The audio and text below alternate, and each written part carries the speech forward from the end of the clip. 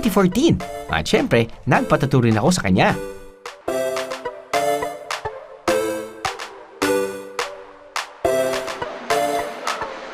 Matapos ang halos 14 na taon mula nang unang mapanood sa telebisyon si Wang Ud, aba, lalo pa siyang sumikat.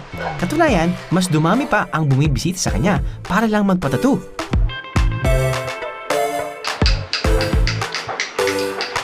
Kayo dyan. Kayo rin sa nanaayo. May ugali-ali. Sa Dubai, iya kayo. Sige, makakagay sige. Dumami kasi nung hindi pa yung panahon ni Apo, yung siyang nagtattoo sa mga batch niya, dumadaan lang yung turista, hindi sila nagpapatattoo.